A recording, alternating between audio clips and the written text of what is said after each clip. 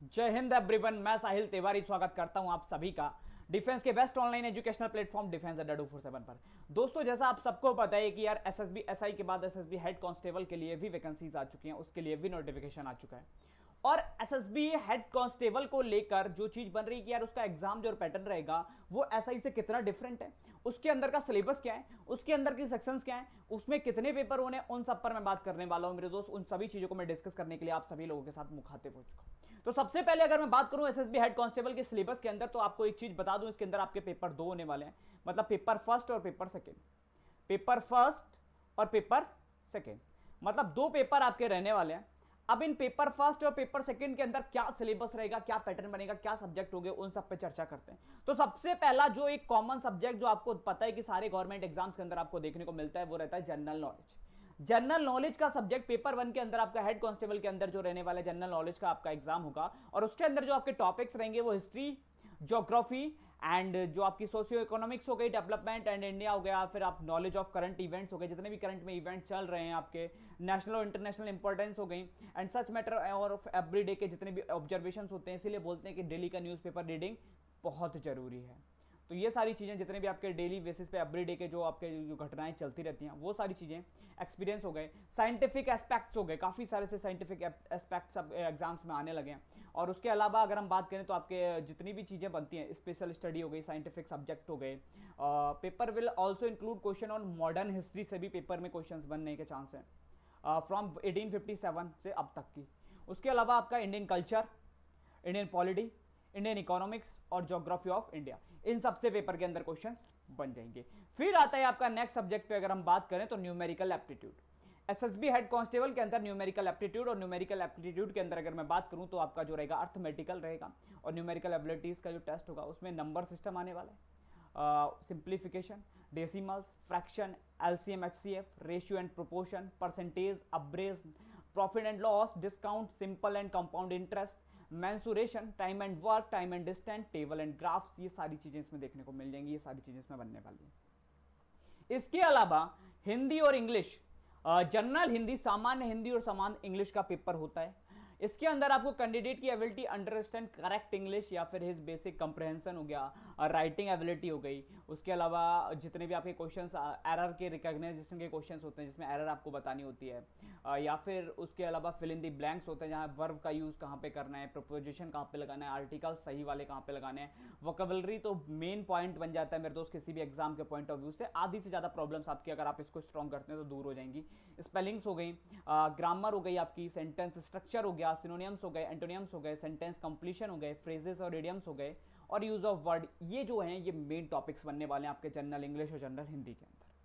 फिर आता है आपका न्यूमेरिकल एबिलिटी के साथ साथ जुड़ता है रीजनिंग का पोर्शन, और रीजनिंग का जो टेस्ट होता है जहां आपकी तर्क शक्ति को चेक किया जाता है, आपकी तर्क की जो क्षमता है उसको चेक किया जाता है। इसके अंदर भी आपका वर्बल और नॉन वर्बल दोनों आएगी, इस पॉइंट को थोड़ा सा दिमाग के अंदर बैठा लेना।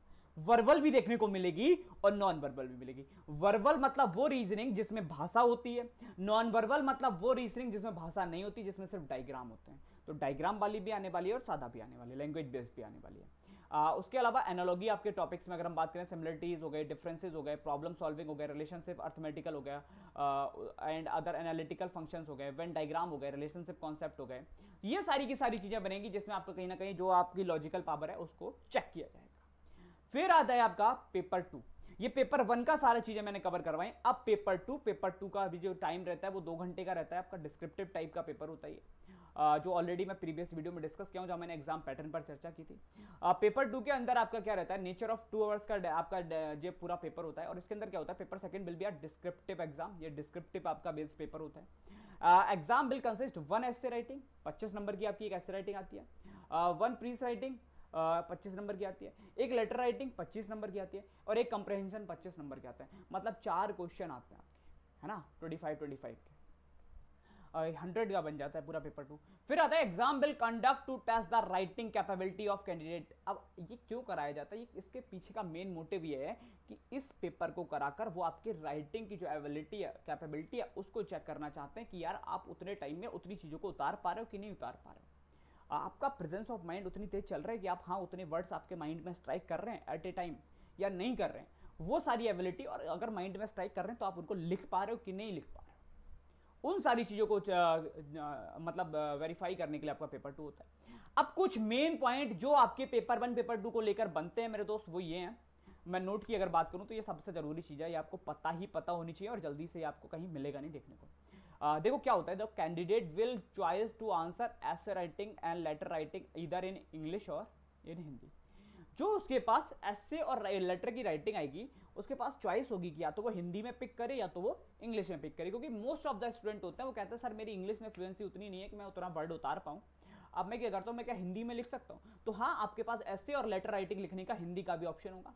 बहुत सारे से व्यक्ति ऐसे होते हैं, बहुत सारे से विद्यार्थी ऐसे होते हैं जिनको इंग्लिश में दिक्कत, हिंदी में दिक्कत आती है, लेकिन वो बोलते हैं मैं इंग्लिश में कर सकता हूं, तो वो इंग्लिश में कर सकते हैं। तो ये बहुत बड़ा प्लस पॉइंट है आपके पास। सेकेंड है, what the answer of the precis and comprehension will have to be given in English language only. अब जो आपका प्रीसिस और कॉम्प्रहेंशन होगा, ये आपको सिर्फ इंग्लिश लैंग्वेज में ही करना होगा, ठीक है? ये आपके पास इंग्लिश लैंग्वेज का ही होगा। Then paper second, only those candidate will be checked who will secure qualifying marks of paper first. जिनके पेपर फर्स्ट में क्वालिफाई मार्क्स होंगे वो पेपर सेकंड को उनका पेपर सेकंड चेक होगा। अगर सपोज दैट कि आपका पेपर फर्स्ट ही क्लियर नहीं हो रहा तो आपका पेपर सेकंड चेक नहीं किया जाएगा। अगर आपका पेपर फर्स्ट क्लियर है देन आपका पेपर सेकंड चेक किया जाएगा। सो दोनों पेपर्स को आपको इक्वल इंपॉर्टेंस देनी है मेरे दोस्त। पेपर फर्स्ट अगर आपने खराब कर दिया तो पेपर सेकंड की वैल्यू खत्म, और पेपर फर्स्ट अच्छा करके पेपर सेकंड खराब कर दिया तब भी वैल्यू खत्म। तो दोनों को आपको इक्वली लेकर चलना पड़ेगा, हर एक सब्जेक्ट को बराबर की इंपॉर्टेंस देनी होगी। ये सोच के नहीं चलना है कि मेरा मैथ अच्छा है कर लूंगा, मेरी रीजनिंग अच्छी है कर लूंगा, मेरी इंग्लिश अच्छी है कर लूंगा, मेरी जीए अच्छी कर लूंगा से काम नहीं चलेगा, करना पड़ेगा मेरे दोस्त। तो करने के लिए तैयार हो जाओ सारी चीजों को। ओके, तो ये पूरा आपका एग्जाम का पैटर्न था, ये पूरा का पूरा आपका सिलेबस था। अगर आप कुछ और भी जानना चाहते हैं एसएसबी हेड कांस्टेबल के बारे में या किसी और एग्जाम के बारे में, आप वीडियो के नीचे कमेंट जरूर करिएगा ताकि अगला सेशन हम उस चीज पर लेकर आ पाए। बाकी डिफेंस अड्डा के चैनल को सब्सक्राइब कर लीजिए ताकि आपको सारी अपडेट्स टाइम पर मिलते रहें। Thank you so much everyone. जय हिंद, वंदे मातरम।